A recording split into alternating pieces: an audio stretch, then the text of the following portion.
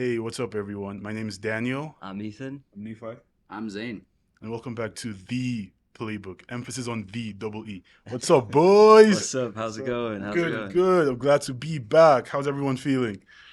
Feeling good. Yeah. Good. Yeah, How are we all feeling with our teams, though? I know there's a lot of there's a lot. I don't know if malice is the right word, but I know some of us we're obviously upset with what's been going on with our respective teams. We'll talk Oh, about that. Yeah, we'll But get no, there. just real quick, just very quick introduction for our most recent edition, Mr. Zane Zimmerman. Glad to have you on. Yep. Thanks for having me, boys. How are you feeling? Pretty good. It's nice to be on this for the first time. Talk Yeah. soccer with the boys. Talk football with the boys. I should Yeah, say. Soccer, let's So, football. go. Yeah, Yes, no, yes, yes. it's good. I'm stoked. Zimmerman, though, like any relation Yeah, to, I was gonna say. to, I can't believe I never asked the you that. player Zimmerman? No, I wish. No, I think That he's doesn't only have one no end. I've views, got man. two ends on the Nah, end. for but- sure, That's bro. why we brought him on. Like, man. honestly, yeah. No, they screwed up. I'm not actually that I man. thought I saw that on your resume. I was like, alright, get him in here. Oh, he knows what He he's talking knows, about yeah. everything. I have no idea what I'm doing here. Who are we talking about? Honestly, I'm just here for the vibes. We're talking man. about the Patriots, right? In Yeah. football. but nah. Also, I remember like during one of our very first conversations, and when you mentioned that you were a Wolves fan, Yeah. and I was like, damn, that's tough. I don't know. True. I don't know about tough. We Well, don't have to say no, tough. no, bro. Tough. Tough can mean a variety of different things. Yeah. But no, like, I know Ethan and like Nephi were impressed with that too. Yes. I'm trying to think. I think I've only ever, I only know like one other person, if I recall correctly, who, at least in this part of the country, who's a Premier League fan, but at the same time supports a Premier League team outside the traditional top six. So I agreed. thought that was very Yeah. impressive. 100%. Yeah, it's not the easiest thing, I'll tell you what. But I was like a big FIFA fan growing up. I played soccer or football. I'm gonna Either keep way, saying it's that. football, Say- soccer. say you're it. Either good, way, bro. I grew up playing football, so it was like I loved playing it. When I got to college, I stopped playing, which kind of sucked. But I've always played FIFA, loved FIFA. Yeah. When I was younger, Sucks. No, I didn't say that. Yeah. You're good. My Yeah, fault. when I was younger, Adama Traore was my favorite player. Okay. Um, I just loved like whatever his pace mixed with his physical. Yeah, I was like, I wish I could be that And human the baby being. oil. Yeah, and baby oil and Like, out of bro, his that arms. guy, you literally would rub baby oil on his arms. That's reason. crazy. That was one of my favorite I things mean, about true, it. but that's crazy. It's awesome. Like, Anytime he'd be yeah. subbed in, they'd be like, "Here comes Adama, getting ready to cut," and you just see him rubbing Yeah, oil yeah. all over himself. Yeah, You're like, that's "It's crazy. time, let's go." Yeah. So anyway, no, I fell in love with him, and then naturally fell in love with the team after that with Nuno Espirito Santos. If you remember him. His ball was so much fun to watch. yeah, That's kind of he's the one who brought them up to the Premier Yeah. League, kind of got them where maybe you could say they are today, or kind of mean, got that foundation played a of big where they. role in Yeah, everything. and I so I was really bummed seeing him leave, but since then I've stuck with them, and obviously Adama's gone now, Raul's gone now, Connor Cody. So we've Yeah. had a lot of turnover. big change. It's a big new change and new season for us. I was expecting relegation battle. I didn't think we were going to be relegated, but I thought it was going to be somewhat like last year. Yeah. And I'll tell you what, Gary O'Neill has absolutely I was going to say, I think Gary thrived. O'Neill is doing a with really us. good job. I don't know how. I think it was crazy that Bournemouth let him go last year. Agreed. Unbelievable Yeah. that they went from they were like 19th in I think January even. Yeah, I think so. And like late on in the season, and all of a sudden Gary O'Neill said, "No, I'll step up and I'll take the job," and boom, brought him right back up. They finished like 14th or something like that. 100%. And then all of a sudden they leave. Yeah. I'm like, what the? So I don't know. I was very excited to have him come in. We lost Julian Lopetegui, which was tough. But I'm now kind of like, screw that guy, because he decided to leave 4 days before because he thought that he was like some big deal and could have a better team and should have better players. Yeah. Like, guess what? We have FFP. We have other things going on. It's kind of just how it goes. It So is. Yeah. I mean, like Lopetegui now, he's being linked to United. yeah, well, exactly. He's being linked to all the, but he's also being linked to Palace and other like crap clubs. Like I would love to see him, because he was saying like he wants to leave to go coach a better club. bigger club, Guess yeah. what? If he doesn't get that and he gets like a team lower than us, than Wolves right now in the Premier League, I'm going to laugh my ass off, because I like would too. guess what? Like that's what he gets. Like Yeah. you can't. I don't know. I was very annoyed with that whole situation. So now to see Gary O'Neill step in and just be like, I can take this team where they need to be. Yeah. And now we're what? I think are we now not anymore, but we were like tied on points with Chelsea last week. We got Chelsea screwed FC. over by you guys and 3 other teams this season, so we could be Controversial. top half of the table, in my Yeah. opinion, with VAR stuff. So I don't know. I'm very happy. It's a good time to be a Wolves fan right now. We had a tough week last week against Nottingham. It was not very fun watching that 1-1 draw. Felt like a loss, but when you are drawing and it feels like a loss, you know you're in a good position compared to fighting for relegation. I So. agree. I agree. I have a question for Zane because I want to Yeah. learn something today, right? Yeah. Being a Wolves fan, like your expectation is probably mostly like at a low level, right? Right, With yeah, Wolves. yeah. As a Man United fan, I want to Respectfully. get to that point, Right. Right, because I don't want to keep getting my hopes high. Yeah, yeah. Like we've been crap. I'm gonna Yeah, say it. yeah. Like, you know, It's the hope that kills you as a United Yeah. fan. That hope. prepare me for Liverpool game tomorrow. How do you do it? How do you wake up in the morning and say, you know what, like lose or win, I draw? actually think we could scam Daniel, please results. relax, Daniel, relax, sit Daniel, back, bro. please. Like, We'll I get wanna- to I that want in a to learn minute. it in today, please. I'll tell you one thing. As a Wolves fan, I just go in at like, oh God, I remember last season. You go in with no hope. Okay. You go in with absolutely no hope. Okay. You say, especially this season, it's a little bit different. I can't exactly like. Obviously, we're not as good as you guys, but I feel like we're doing better I than mean, the we jury's should be. out on that. What's that? Yeah. No, I mean, you said obviously, you know. Yeah. the Oh, results. yeah. I mean, yeah. True. Fair enough. you know. But no, I just think I think we've done better than what we were expecting this season. But last season, going into any game, my thought process was, okay, we need to tie 0-0 or we're gonna lose because we can't score goals. So like we couldn't score a goal. Just go in with no hope, and you'll be relieved once United goes down 2-0. You'll say.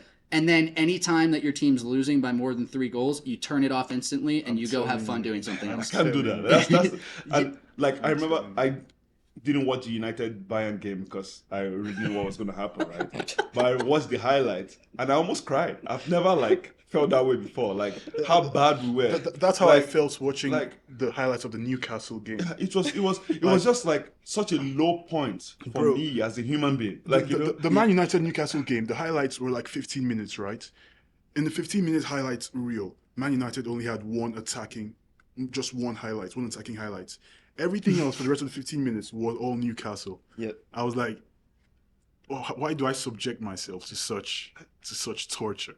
and I feel like we're gonna be down 5-0 tomorrow. I'm still gonna be watching it and just I'm- in pain. Like, I'm not watching the game tomorrow. like I'll be watching not that watching game I'm because watching that any game that's not doing with what like if it's not Wolves, then oh God, and no offense, but Man United, if I'm watching them get screwed up a little bit in a game, I'm happy with that. Like I that's feel like not- everyone is, except I feel like honestly, I feel like most people are, except you're a United fan. yeah, fair enough. Yeah. but With thank you. United, it's, Yeah, it's anyway. the hope that kills you, isn't it? But also to be fair though, like we've talked about, you know, what is like where the position that United are in right now, like we said, is kind of in a dark spot, right? We can all kind of establish that. Going into this game, playing a team like Liverpool, one of the biggest rivals, right? This is a game changer moment for them. Like this is a big situation. You know? That's what I'm thinking too. Like it's like a do or die game. Exactly. Like it's a game against your biggest rivals. Yep. So I feel like obviously I don't think anyone's going to be surprised if Liverpool win. But at the same time, I feel like if United somehow scam a result, I don't think I'll necessarily be surprised too. Because like these United players tend to do that sometimes. Like in the games where you think, or you're going to get battered. I mean, I He's mean, not like don't get me wrong. I do think we're going to get battered. Yes. I've okay.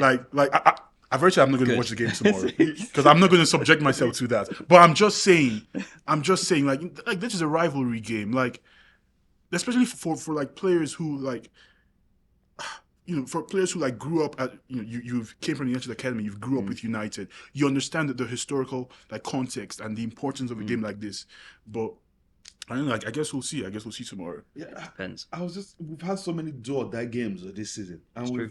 we've died like every single time. Like the Bayern game, the Galatasaray game. So many times we've been like, oh, do or die, we have to win. Like, we I have to feel win. like- And I was like, Man United last season we would have pulled out a win. So I was like, all right, we're gonna win. I get what you're saying, Like, but so many do or die games. I honestly feel like I feel like it's kind of different in the Champions League, and we'll get to that.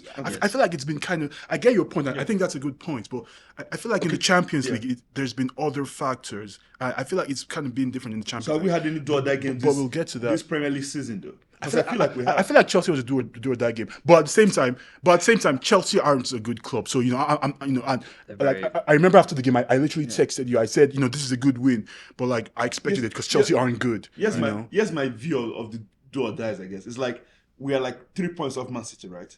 All we have to do is beat Bournemouth, and we lose 3-0. Yeah, we are like. We are like above Newcastle. All we have to do is beat them and go. And we like do or die games are like you look at the person just right above you and you say, all right, like it's a do or die game. You have to win this game too. And every single time we sleep, Man City drew again today. Yeah, and like we easily could have been above them this season, easily if we just win our games. And here's my thing though, Easily. I think United is it's still early on that you guys, and especially like you're talking about with the Champions League. I think the Champions League is really not. I don't want to say taken away because it hasn't been a great season for you guys either way, but it has made things a lot worse than if you were just playing in the Prem. Yes. Because if you were just playing in the Prem, look, the loss to City wasn't a great one. The loss to Bournemouth, obviously terrible. horrific. Yeah. But other than that, like it's been a fairly decent season. 2 weeks ago, you guys were everyone was like, stoked. 2 weeks ago, Everyone's we up on beat their high Chelsea notes. Like, 2-1. let's go. We're like fighting for the title, and then you lose to Bournemouth, and it's 2 weeks everything's ago, over. Ten Hag won Manager of the Month, right? Maguire won Player of the Month. Exactly. Garnacho got Goal of the Month. Okay, so- 2 weeks ago, we were all riding on a high. But yes, You know? but here's the thing. Like, this is, and again, this is not like obviously no offense to Zayn, like but like this is Zayn speaking as a Wolves fan, though. Like, Yeah. it's a good season for a Wolves fan. For a Man United team, Daniel, as a Man United supporter, I still feel like- but we are in that point in Man United where we should accept that. Like, I agree. I've said this to Daniel. Yeah. I'm going to speak to Man United fans. Like, we need to accept that. We need to start using the word is a project. Yeah. Chelsea do it all the time and they get away with it. But Pochettino he's getting away with murder at Chelsea. Literal murder at Chelsea. He gets battered and he says it's a project. And everyone's like, oh yeah, that's true, it's a project. So I'm going to start saying that. I'm just going to let you guys know, when we get battered tomorrow, it's a project. like we're going to get there. But it's true. We're at that point at Man United where we have to start accepting our little wins. Yeah. Like we lose to Bournemouth, oh, it's a project, guys. Like even if it's a home game. But one trying to say, like, as a Man United team, how have we gotten to this point? Where we settle for the bare minimum, where we all of us were turning on the Liverpool game, we are like, yeah, please, like just let it be a draw. Like where we lose to Bournemouth, we're like, okay, we're at a good point. We're still six. We're all expected to get battered by Liverpool. Like Newcastle, they've come to pass us now on the table. Yep. Like if we're just a little bit just a decent team, like we'll be above. At least we'll be sitting in bit more third decent. comfortably. Like Liverpool and Arsenal probably maybe at the point this season where like. I don't even know. I don't think there's been like a really, really good team this season actually. Like and that's another conversation we can have. I didn't necessarily think so. I think Liverpool they've Or scraped Aston it. Villa. They've scraped I was gonna say- I was gonna say. But no. Liverpool have scraped it a lot. They've been losing position. Yeah. But that shows a lot of your character. Yeah. But with Man United did that last season. For me, it doesn't show quality. It just shows character. And character. I mean, for me, depends too. Character. Might show quality too. No, I Trent know. Alexander-Arnold. I feel like character can I don't know. shouldn't be a factor to like determine how good a team is. Like, Liverpool is a good team. I'm not trying to deny that. But like last season, I remember like Man United will always come back or will like Ten Hag, well, I think was the manager with the most subs scoring goals. He will sub a player and they'll come and score. They'll be like, yeah, that shows the character of the team. This season, like my what was my prediction? We're gonna be comfortably second. Yeah, I remember, Like, bro. Like comfortably that was our second. prediction, right? Like- This season. I said no way. Yeah. you see, that's why you see like character can be seasonal. Like Anyways, But I mean, I think, but I think at the same time, I think there was like early Premier League predictions where we made our predictions just on the back of what we thought was a successful season last season, Yeah, right? So yeah, we all believed Eric Ten Hag. I know I certainly did. I do too. believed Eric Ten Hag actually overachieved, in that his first season because But I mean, there's a lot of things we can say about that. But just getting into the episode proper, we have a couple more things to discuss. Especially the Champions League. We witnessed the conclusion of the Champions League group stages this past week. Mm-hmm. So we're just going to be discussing first about some of the biggest headlines from that conclusion. I think there's only one place to start. Group A. Where again we're gonna have to talk about Man United, unfortunately. I do think yeah, exactly. I don't want us to like I don't want to hyper focus on any one singular team. It's just unfortunate that United seem to be making the headlines almost every day now, and for all the wrong reasons. But just real quick, let's and actually before we get into that, I want to cast everyone's minds back to one of our earlier seasons, right? When we did the Champions League group stage, when we discussed the Champions League group stage, and we discussed our predictions, and Mr. Ethan Fabian Clark here made the prediction that in Group A, one of Bayern Munich or Man United would drop out. How are you feeling now, Clark? Good. Look, so obviously it's nice to be right on the occasion. Like I'm not gonna especially when it's deny by that. United, right? Yeah, I was gonna say especially when it's United. Yeah. But in all seriousness, right? Like the Champions League is an area where it's so much competition, right? Everybody that's in the Champions League deserves to be there, truly, right? Like we'll talk about the second group B in a second, and I'll kind of dive into that a little bit, but. Really, in Group A, right? We talked about Galatasaray and Copenhagen, and how they would perform in the Champions League, going up against the teams like Bayern Munich and Man United, and I didn't feel as though either of them really backed down to the occasion. I felt especially that they were on it to the 90th minute. They were on it, and I don't know really if watching those games, United were perhaps prepared for that. I don't know if they felt as though going into the game that was going to. Be the turnout. I think they may have thought previous to it that they would comfortably walk away from those games. Perhaps. No, go ahead, finish up. But who knows, right? Like maybe they went into it with the right mindset. I'm just making the assumption. I do think that's a good point. But I also think at the same time, and just which is actually, it's great you said that, because that moves us into our next point, which was to just very briefly discuss maybe the biggest reasons for United's Champions League failure this season. I think like when you just analyze like United's Champions League games this season, just taking them all as isolated incidents, right? The Galatasaray game, for example, we were 2 goals up. We were 2-0 up, and then we were 3-1 up. Yep. And then, I'm not here to slander anyone. I'm not here to like. Please just do it, Daniel. We all know it's at fault. Wait, yeah. I'm not here to slander anyone. Yeah. I'm not here to just excessively just. Andre Onana was any one singular person, but in that game most especially, Andre Onana was culpable for all 3 of those goals, but at least for 2 of them, and I remember, and that was the Galatasaray away game, right? And again, taking these games as isolated incidents, right? Take the Galatasaray game at home. We were a goal up, and then we scored, and then literally we scored one. United went ahead, and then almost immediately Galatasaray equalized, right? And then United went ahead again. Højlund scored twice, and then almost immediately Galatasaray equalized again. Casemiro got sent off, and then they scored a third, right? Same thing against Copenhagen away, right? United went 2 goals up, and then Marcus Rashford got sent off. And then by the end of the first half, it was 2-2. That's all this season. And then United took the lead again by fortuitous penalty. Because I personally, I'm not sure that was a penalty, but I'm a United fan, so I'm going to take it. A fortuitous penalty, took the lead again, and then somehow in the final 10 minutes, we conspired to concede twice in the final 10 minutes and lose 4-3. Exactly. And. I think it partially has to do to go and talk to answer your question somewhat. I think, and going back to what I was saying earlier, you look at this group, and as you were saying, Ethan, too, you look at this group at the beginning of Champions League, and you look at any of the major Man United fans / pundits. Oh, let's finally Man United. I just saw a clip the other day of Mark Goldbridge, and his exact words were literally finally, Man United have an easy group to get through. And then it cuts to him reacting to the Copenhagen and Galatasaray. And it's to me, I think it partially comes down to, we've heard this word used a couple different times with Man City, but complacency. I think it really does. Comes to a bit of complacency with United, thinking that they're going to get through. Can you really say it's complacency, though? I'm sorry to interrupt, but cause I feel like going up, if you go up a goal and then you're not.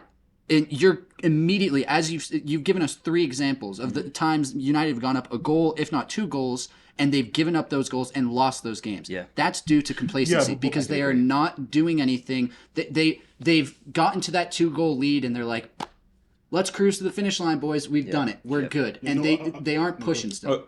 I agree with that. No, sorry, just real quick. I agree with that. I think complacency definitely is part of it. But Yeah. like, just complacency as a team, complacency collectively definitely is part of it.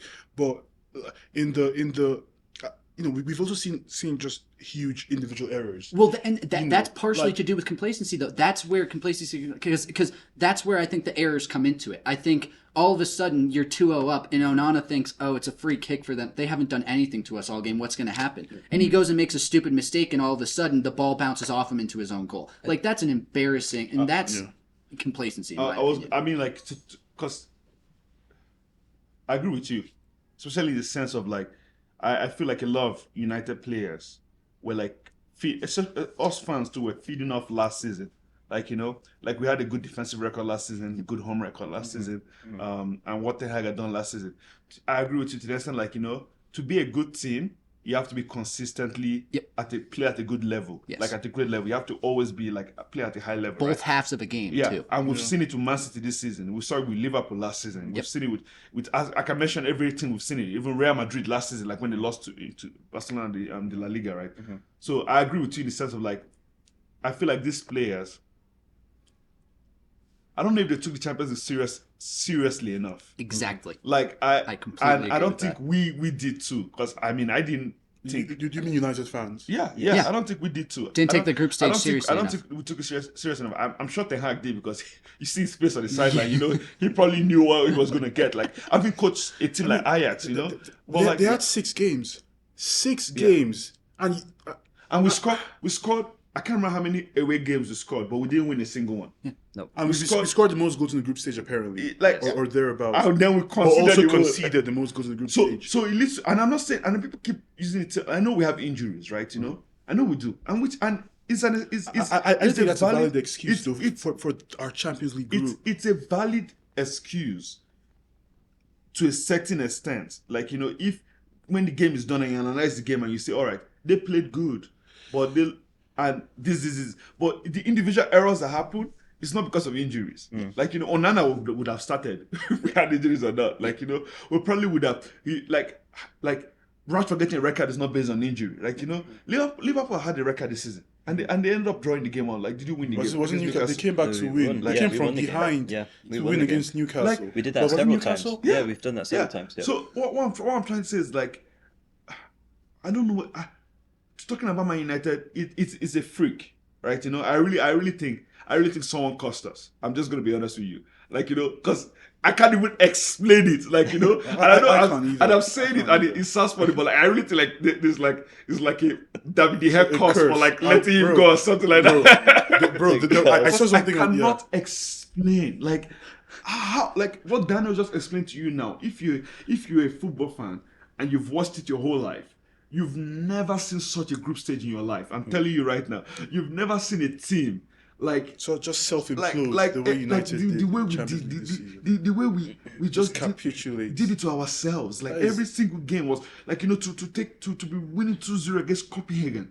Get a record to your striker, not a defender, guys. To your striker. All you have And to then do to concede 2 before halftime. They couldn't even wait till the second half to concede the second one. Like, that is wait. capitulation of metronomic proportions. And- And I've never seen anything like that in my life. And just... I think with United, it's a slippery slope with United, and it's very, when you start talking about United, it's very easy to just go down the rabbit hole, you're talking about like, the players not taking it seriously. You're professional footballers from Manchester United. Why aren't you? I mean, we're fans. We're allowed to be delusional sometimes. We're allowed to look at that group and say, you know what, Ten Hag overachieved last season. Based on last season, I expect my team to do better, to go a step up this season. And so I'm looking at that group, and I'm allowed to be confident based on my team's performances last season. As fans, we're allowed to be delusional. We're allowed to be like that. You're professional footballers from Manchester United. You had 6 games to get your act together. I know in the final Bayern game, like it was out of our hands, and like the deed had been done, like it was already settled by then. and But even in yeah. that game, just genuinely horrific performance. At least go Like to Europa League. like if you watch that game, if you're neutral, you know what's going on, and you watch that game, you would have thought Bayern were the team that needed the win. Yeah. Like yeah. It was bad. Like I It only was watch that highlights, bad. guys. It Like, was that like bad. it was that bad. I Like, mean, I couldn't unfortunately, watch. yeah, Yeah, I mean, like it's so bad. yeah, unfortunately, it was on my birthday too. I mean, I just watched the That's- first that's half. true. I just watched the Poor first soul. half, and I turned on the TV. Horrific performance. But there's one thing. There's one thing we don't. Real quick, we need to move on. Yes, There's one thing. yes. But there's one thing we don't mention about Man United. It's also how selfish our players are. Like nobody talks about it. We talk about injuries and stuff. Like injury again, a good factor. And I feel like if that has his team, there's more chemistry, among them. But Man United, we have the most selfish bunch of players I've ever seen in my life. And I can give you examples. I told one to Ethan before we started recording, like Dallo against Bournemouth. He Oh, runs yeah, I down saw the that. byline. Instead He of could have passing to given it to Højlund, Højlund, right? shoots. Yeah, and he Why are shot. you shooting? Pelestri came on against Galatasaray. Like, he tried everything to literally sell that game because I don't know why he was shooting with his right leg. He was put on the Bro, left. honestly, he bro, was cutting out to his right instead of passing. Pelestri could have scored that Bro, game though. like, He had some good You chances. could have that scored he three missed. goals. Three goals. Yeah, Like, he had I- some clear cut chances that he missed. I'm not even saying okay, you miss, but like at least you miss 1, 2. Pass the next one, please. Like just pass the next ball. Like like Bruno, so many times the rush. I can keep going at them. Like we have the most selfish bunch of players I've ever seen, and it's not because we don't have quality. It's because they refuse. Everyone is trying to glory hunt. Like Garnacho will go on the run, cut, Try to and try to dribble do through five players. like pass the ball. Like, bro, pass the ball. like, Pass you're the not ball. Cristiano just yet. Like sometimes Relax, you have to do the little Relax. things. You look at Man City, you have to do like the little things. Just Yeah. pass. Then you get there when you get the freedom of you're winning the game, you can dribble. Like you look at how Liverpool, like the moment they get the ball, boom, boom, they're out, like transition. Like I agree. the only time we've seen that kind of selfishness between Salah and Mane when they were both going at it for like Yeah, for goals and stuff. for like or golden boots. Yeah. It's because they for wanted Premier League the golden boots. African Yeah. player of the year. But who won it that we year? have Did they selfish both players. I win think it it? was Mane that won it Oh, that year. Mane? Oh, Yeah. Mane ended up Salah winning. won it Salah, the year okay. before. But no, I mean, there's a lot that could be said about United, but we're gonna avoid going down that rabbit hole today. Fair But play. just the next big headline before we just give a general review of the all the groups. The next big headline I wanted us to touch on was the group of death. Yep. Because we also made a very specific prediction about that in our earlier episode. If I recall correctly, our prediction was, I mean, I think you got the Group A prediction right. In the group of death, our prediction was, I think, PSG top, AC Milan second, if I recall that think so. correctly. Yeah. And Dortmund and then Dortmund, Newcastle. and then Newcastle. So I think, I mean, obviously, Dortmund finished top of the group. PSG finished second. Milan got the Europa League spot, and then Newcastle finished bottom. I think I predicted Newcastle to get. Oh, you think Yeah, okay? yeah, I did. Yeah, because of it, I said the same thing. They didn't have a big squad. Oh, you bring They Newcastle did. to get to get not- eliminated. Yeah, Okay, yeah, yeah. because they didn't have because of their squad. Yeah. Yeah. I think So I mean, well, just very brief and general review on that group, but also, and let's talk about it. Let's see. Well, we predicted PSG to finish top, but Dortmund finished top instead. What do we think about that? I mean, props to Dortmund, obviously, but Yeah, it's an interesting one, right? I mean, going into the prediction of it, we kind of I remember talking about Dortmund and how they were doing pre-season. They actually looked very, very decent overall. It was that hard, again, it's the group of death. All of the teams there are great, right? They're all good, And it was tight even to the last minute, right? literally. If Newcastle had pulled out their game, right, they would have been They technically probably in the knockouts for the Champions League, and then PSG and AC Milan would have been out. So it really came down to those last 45 minutes, last 90 minutes, right? It was that last game that had the biggest impact, 11th hour. Yeah. right? I personally think, like, after watching this week, it was quite interesting, especially with the group of death. You've got these close games that are going on. It's coming down to the final 90 minutes, and for all four of the teams, anyone can get in. Agreed. And it's the last time we're ever going to see that again. Agreed. We've now got a new format that's coming up in the future, and I think it kind of sucks. And I think what we experienced this past week is what epitomized the group stage of the Champions League to begin with, and it's going to be interesting how that changes in future years with whatever this change of format. So I don't know. It'll be interesting, but I thought it was really fun that last whatever group stage Yeah. experience, getting at least one good group of death Yes. where anyone could have made it. All of a sudden, looks like Newcastle's going to get through. Then it's Dortmund's all of a sudden leading, and everything changes. And then PSG tie. It's like Yes. nonstop action right to the end. It's what we want the Champions League to be. So Completely agree. Yeah. Yeah, absolutely. And I mean, I'm pretty sure there's like going to be a few more teams added, right? yeah, In it's, the new it's going format, from the yeah. it's going to a 64 team play or format, Is isn't it it? 64? Is it 64? Or 36? Or 36 or 36. I have no idea what it is. I know, like, 36? yeah, I know, like England. I think England's well, at least was supposed to get like a fifth spot, I think, but then United and Newcastle both finished bottom of their group, so I'm not sure United are going to get. I'm not sure England gets that spot any longer. Yep. But no, yeah, that will be interesting to see. Just very quick rundown of the groups and the teams that have qualified from each group. So from Group A, we have Bayern Munich and Copenhagen. From Group B, Arsenal and PSV. From Group C, Real Madrid and Napoli. From Group D, Real Sociedad and Inter. From Group E, Atletico Madrid and Lazio. From Group F, Borussia Dortmund and PSG. From G, we have Manchester City and Leipzig. And from H is Barcelona and Porto. Okay, and Do we want to do predictions of who we think's getting there? yeah, no, I think, well, Based I off think, those teams, top yeah. two that are going to the final. yeah, absolutely. I think it's still, I think it's probably still too early to predict any one singular team, to predict, which one singular team is going to win. So I'm thinking, let's give our two most likely teams to win the Champions League this season. So just two teams we've been most impressed by, and we think could end up going all the way and win the Champions League this season. I mean, I can start. I think you. It's kind of funny because I don't think one of these two teams that I'm choosing was the best or has looked the best out of anyone this season. But I think Madrid could still.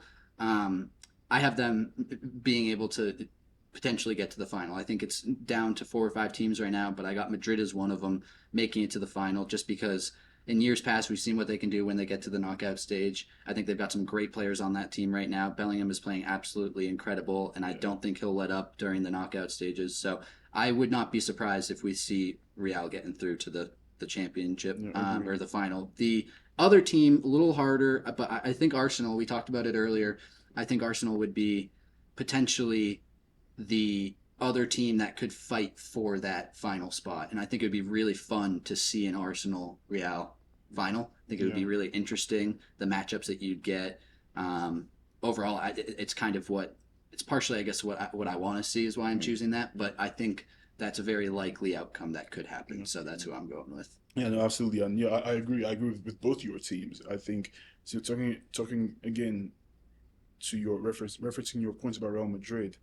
I don't necessarily think they've played the best football in the group stage this season. I don't necessarily, I'm not sure they've necessarily been the best team, but and something we spoke about earlier too. I think with Jude Bellingham, just on an individual level, I think he's been fantastic. Yeah. But I also think his individual performances have been so good that I think he's raised the level of the whole team, and I think we've seen it in like previous seasons where.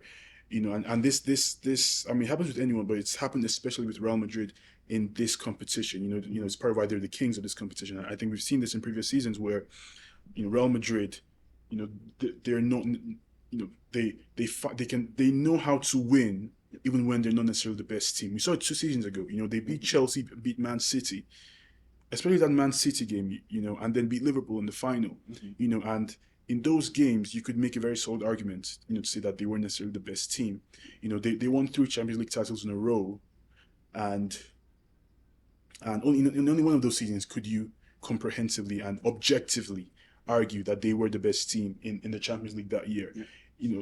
A lot of the times they've won the Champions League, they found ways to win, even though they've not necessarily been the best team. And I watched this Real Madrid team playing now, and as we said it before. And I was trying to make the point before. I watched this Real Madrid team play now, and they just in my opinion, I think they evoke shades reminiscent of these previous Real Madrid teams, where it doesn't matter if they're not necessarily the best team on the pitch, they're going to find a way to win. and that almost kind of encapsulates just the Real Madrid DNA, doesn't it? Just winning. Like at the end of the day, all that matters is to win, and yeah, just watching the Real Madrid team play now. Yes, I think they even when they don't necessarily play well, they find ways to win. I mean, they won 6 of all their group stage games. Even in their most recent game, even when they play like squad players, I just it just as long as Jude Bellingham is there, I just feel like he has the and I mean it's incredible praise, for a 20-year-old and for a midfielder too. But I just feel like he has the capacity to just raise this Real Madrid team up a level in terms of performances. And so I have Madrid as my top team, and yeah, I would go Arsenal too. I think, and I know Ethan made the point earlier that Arsenal have a very well very positive footballing structure that most teams in Europe probably aren't used to. And I think that obviously that's one of their strengths. And I just watching Arsenal in the group stage, I think I've been very impressed by them. And we made the point earlier too about Arsenal, about how these their players just seem hungry.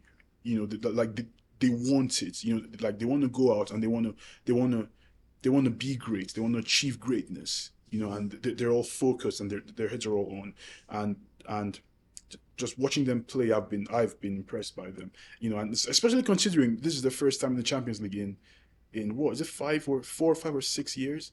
I think the 2016-17 season, if I recall correctly, was the last time they played in the Champions League. So they've been gone for a while, and to come back and to play as well as they have up until this point and finishing top of their group, I think I've been really impressed.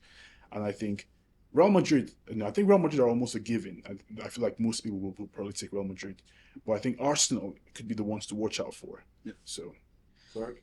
I'm actually only going to give one team. Ooh. Look, I think there's a lot of teams that could do it, right? It's the Champions League. We see it all the time. Teams surprises. But I'm going to say Bayern Munich. I think like all round, the addition of Harry Kane is that type of player you need in those games to make the difference. And I think he will. I think he'll push them over the edge against those bigger teams. So that's my vote. I have 4 teams in mind. I know there's a lot, yeah. But Yeah. like just at least I know, like I was just thinking like real quick, just Atletico, Arsenal, Madrid, and Bayern, right? Yeah. But like I know I have to pick 2. I would love to see a Madrid Bayern final. Yes, me too. That would be But I also love to see a Madrid Atletico final. Yep. But I also love to see a Madrid Arsenal final. Why am I saying that? Madrid is going to get to the final. That's what I'm saying. You can't bet against Madrid, but yeah, I'll pick 2. I'll say Atletico Madrid and Real Madrid will be a good final to watch. So great comments, great points from everyone. Again, very big thank you to Zane for coming on. We're glad to have you. Yeah, thanks for having me, guys. Yeah, for sure. For sure. And for everyone watching, please make sure to like, subscribe, binge, share, do it all. Just do it all. Thank you. And we'll see you again soon. Peace. Peace out.